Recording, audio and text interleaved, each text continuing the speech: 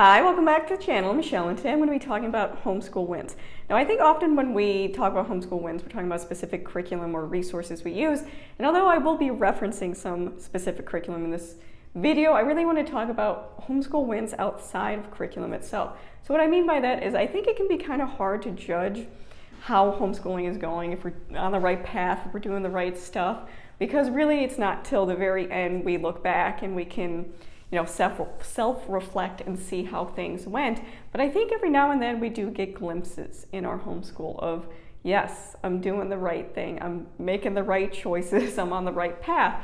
And recently that has happened to me in the last few weeks, where I've had these little glimpses into my children that, yes, I'm doing the right thing for them. So I wanted to share those stories and kind of share those homeschool wins.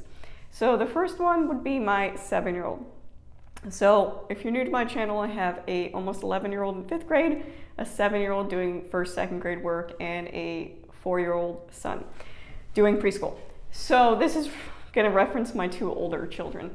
So my 7-year-old last year was diagnosed with ADHD, and it was not something surprising to us. It's something we've been aware of, especially with, she also has celiac disease, which is an autoimmune condition, and usually those things tend to go together, so it was something we were on the lookout for. But it's also something that was different for me. It was the first time I encountered, my oldest is very neurotypical, I am neurotypical, so it was my first time dealing and teaching to a child that had different needs than I was used to. So I was hesitant and took a moment to think, am I making the right choice? Which I think is completely normal in homeschooling, to question our choices. And I think it's important to question our choices and, what are driving those choices.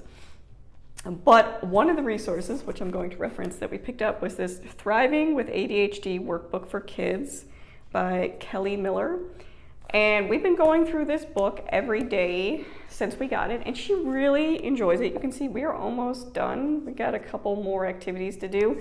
But what I really like about this book is it's very self-reflective. It's having the child really think about what works for them. It also explains, kind of how their brain is working. I think one of the best things we can do when we have a child that doesn't fit in the neurotypical world or has any issues, like my daughter has celiac disease, is really empower them by educating them about whatever condition they may have. So when she was diagnosed with celiac disease at 3.5, I educated her, and I continue to educate her on celiac disease so she understands what's going on in her body. I think when we give children that option and knowledge of understanding their bodies, it's very empowering instead of something's happening to me or I'm just different.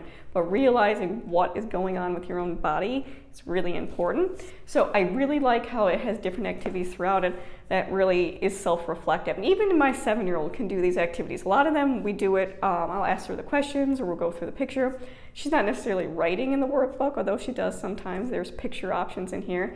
But she's not doing these really long journaling type activities, but just quick ideas. And I love that it gives a tool set in here, different tools that a child with ADHD could use. And it gets a variety, because even though you have an ADHD diagnosis does not mean you're going to fit exactly in that box. There's many, as we know, on that spectrum, what you can fit into. So I really like that it gives different options and toolboxes. And I've definitely seen her this past year really hone in on those tools in her life, and I've seen it come across. And one thing I wanted to talk about, which is my homeschool win, is the latest one we did, which was the Ladder to Success. So this is the graphic, and you can see here, it's breaking it down where if you have a goal, you make steps to that goal. Especially with ADHD, having steps in place helps and it's less overwhelming. So I asked her, what is your goal? What is something you want to do? And she told me she wants to read better, which I will have to say I was really surprised. That's one of her goals. If you're new to my channel, she has definitely struggled with reading, and I think there is a component of ADHD that contributes to that, absolutely. But it definitely takes a lot of focus for her. It's a lot of, It's difficult for her. It's something she struggled with. She continues to persevere through it and try, which is really important, but it's not her favorite thing to do. And I've talked about this too, that she's not a child to pick up a book to read for fun. She'll occasionally look at pictures, but that's just not where she is right now, and I'm completely fine with that as long as she's doing the things required in her curriculum. That's completely fine. If she doesn't want to pick up a book in her free time, I'm not going to push her for it. But when she said she wants to read better, I was really taken aback by that and surprised because, again, this is not something I've seen her be interested in very much. So I said, okay, so what are some of the steps of the ladder? What is something you need to do to read better? And she said, well, I need to practice. So the first step on that ladder was practice. I said, okay, well, how often do you want to practice? She's like, well, I should probably practice reading every day. I said, that's a great option. So if you want to read every day, do you want to read a book every day? Do you want to read a certain amount of time every day? Again, another part of that ladder. She's like, I think I could do 10-minute reading every day. And I said, okay, that's great. So we took another step on that ladder. If you want to read every 10 minutes every day, which do you think would work better for you to read? During the morning, the afternoon, after school? She's like, well, I think I want to read before bed. And again, this surprised me. I said, are you sure you want to read before bed because you tend to be a bit more tired? Do you think it would be harder for you to focus? And this is where I think the self-reflecting comes in. She says, no, actually, because my body's more tired, it's easier for me to focus on the words and the letters. And I said, that is a very good point. And again, it's this toolbox, the things within here that she's worked on, that she can think about what works best for her, because I can't decide or determine what works best for her because I don't have her brain. She needs to kind of figure out how to function in a neurotypical world, which I think this book is really helping with. So she decided that she wants to read 10 minutes before she gets ready for bed. Again, the next step in that ladder, I said, okay, so you want to do this. This is your goal. These are your steps. How are you going to remember to read 10 minutes every day? Because she, again, with her ADHD, is very forgetful. And we've, again, been working on strategies within this book that would be helpful. And she said, well, I'm going to make a Post-it, and I'm going to make a picture of a book, and I'm going to put that Post-it on my chore chart, and I'm going to put one on the mirror. And I said, really, why the mirror? She's like, well, when I get ready for bed and I brush my teeth, I will see the Post-it and remember to read. And again, she did all of these steps by herself. I prompted some questions to, get us up the ladder, but she was able to figure out what works for her, what she needs to do as a goal. And one of the activities in here is talking about different priorities. So it gave the visual of 3 different things you have to do. One is a rock, so a small thing you have to do. One is a brick. It's going to take a little bit more time. It's heavier. One is a boulder, which is a huge thing you have to take on. And you have to determine, do you want to start with rocks or do you want to start with a boulder? And again, it's these tools that are able to, she has a voice and is empowered to make these choices for her. I didn't have to push her in the area of reading. I had to give her brain time to figure out how best to approach it. And I think, again, that's very empowering. And that was one of the homeschool win moments. I said, okay, we're doing the right thing. And especially since I questioned after her ADHD diagnosis, like, can I provide the best education, not knowing how to teach because my only experience has really been neurotypical children. But researching on my end and doing kind of my homework and better approaching her. But this resource was really, really good for her. And I really like that it's empowering her to self-reflect and realize what's going to work best for her. And the fact that she took on reading herself, I think, is a homeschool win. And she's been, for the last week and a half, she's been reading every 10 minutes before bed. And I couldn't be proud of her, not only for reading and, doing all that, but for seeing that she was capable of it and coming up with a plan, especially at 7, to have that drive and the toolbox necessary to come up with a plan. I was really, really proud of her. So the next one would be my 11-year-old. Almost 11-year-old. She's 11 in a month. We were recently talking about social justice. Because that is a core subject in my homeschool. I'll link up above, kind of how and why I do that. But the resource we're using this year is Mint and Bloom. I'll link it down below, Power of the People. And this is the book that goes with it, and it's A through Z. So every week we go over a specific movement or a specific person sometimes that contributed to social justice, and it's really bringing awareness to all of us more about social justice. But we were talking about activism, and we were talking about specifically kids in activism, because I think it's very important that children understand they have a voice and they have power even though they are children in an adult world. So we were talking about activism, and the example we were talking about a school in Florida who banned rainbows. So you couldn't wear anything with rainbows, like shirts or anything that showed rainbows, because there's this idea that you were supporting the LGBTQ plus community, and how this child stood up and took it to a court case and won that you were able to wear the things that represent you.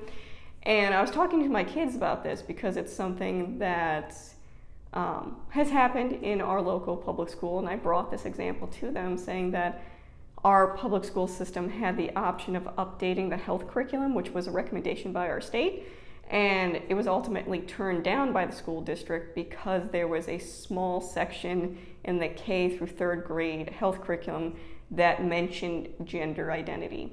And some parents, of course, had an issue with that and went to the school board and threw a big fuss about it. And ultimately, the entire health update was not taken because of that one little section, which I think is really unfortunate. And I was talking to my kids about how I found that a really unfortunate situation, because there's sometimes school libraries access to information. This is the only time a person has access to that information. So I'm not just talking about tolerance, but learning about different people, acceptance, normalizing things. But also, if you're a child that identifies with a certain group and you don't have access to that in your home life or in your school life, this is the only resource you would have to learn more about yourself. So I was kind of explaining this to my kids and talking about how I found it really disappointing that the parents in this situation made it more about them instead of having access to resources for children, wherever they fall on the spectrum of this, or opinions on this. Not letting them have access to information, I think, is really bad, and it really makes me upset that parents are so restrictive of what their children can be exposed to. And my 11-year-old said, well, getting mad at the parents isn't going to solve the problem. I said, well, what do you mean? She's like, maybe the parents never had an opportunity to learn about these groups of people and see them as people. And I said, well, yeah, that's a good point. She's like, we should really be focusing our efforts on not fighting or right or wrong, but really educating and bringing resources and just talking about this. I think that's how we're going to reach people. And in that moment, I was like, wow, my almost 11-year-old has a better outlook on life than I currently do. Because I do get very polarized sometimes and impassioned. And you can definitely see that on my channel. When I get passionate about something, I can sometimes come off a bit aggressive. And, it's about, well, why don't you see it this way? And I know that's not always the best way to look at things, and something I'm definitely trying to work on. But knowing that at almost 11, that she can take a situation, and she's not looking at things from right or wrong, left and right, black and white. She's looking at the whole situation, that it's not about proving who's right and who's wrong, or proving a point, or backing up and defending your own beliefs with whatever you're talking about. It's about listening to one another. And it was in this moment I was like, oh my God, this is what our homeschooling is helping to cultivate. And I do think there are some resources that have really helped with that. I think the Power of the People curriculum from Minton Bloom, as well as this resource. And we're doing U.S. history this year using the Oh Freedom, a conscious U.S. history curriculum. And this really tells the story of that side of history we don't often get, so that usually the marginalized or the minority groups. So really hearing their perspective and group in that, I think that has really empowered her to see other people's perspectives. And same with the Philosophy for Kids book. We've been doing philosophy this year, and I think it's the perfect age for my daughter because she's starting to form her opinions and views of the world. And I think that's pretty typical of this age. And I was actually reading, I'll put up a picture of it because I don't have the book anymore, I borrowed it from the library, but it was called Brainstorm, and it was talking about adolescence, the teenage brain, early adulthood, and how during these years from, I believe they said 12 to 22 is when your brain is developing, you're literally mapping your brain out and deciding what things to prune, because you have a lot of activity going on in those growth years. So your brain does actually prune some information away or prune areas away that aren't being used. So I think it's a perfect time to be talking about things like social justice, real history, and philosophy, because philosophy isn't about right or wrong. It's about seeing the world differently. And we talk about different philosophers, and there's always questions and things to see how they fall on it. But it's interesting to bring philosophical thought into that adolescent brain. But I think all these resources have really helped cultivate that kind of environment for her, where she's not seeing things right or wrong. She's trying to see a bigger picture, which frankly I think a lot of us could benefit from, because I feel as we get older, we take our own biases and agendas, and it goes deeper and deeper into who we are, instead of really opening ourselves up to different ideas and perspectives and thoughts around things. We're more concerned about proving that we're right in the situation than listening. So it was one of those moments I was like, wow, what I'm doing is making a difference. And it's not anything that's like you can standardize test or test for to make sure she's reading or reaching a certain check mark. But this is specifically talking about the growth of an individual, which I think is really important. Now, don't get me wrong, I think academics are really important, and bringing really good resources to your homeschool are really important. But ultimately, we're also looking at the growth of the person, the child in front of you. And seeing this personal growth in my children has been really amazing. And one of the great parts, I think, about homeschooling and having these little glimpses that, yes, they're doing well academically and they're doing the things they're supposed to, but they're also becoming the people that they're meant to be. And that's a really cool thing to witness and to be a part of. So those have been my 2 homeschooling wins recently. I'd love if you share below some of your homeschool wins that you have noticed in your homeschool, because I think it is great to share those things, because it can be difficult. And I talk about that on my channel as well, the struggles, the difficulties of homeschooling, but it can also be pretty amazing. So if you'd like to share some of your homeschool wins below, please do. I'd love to read them. If you have any questions about anything I said, leave them in the comments below as well. Thank you for watching.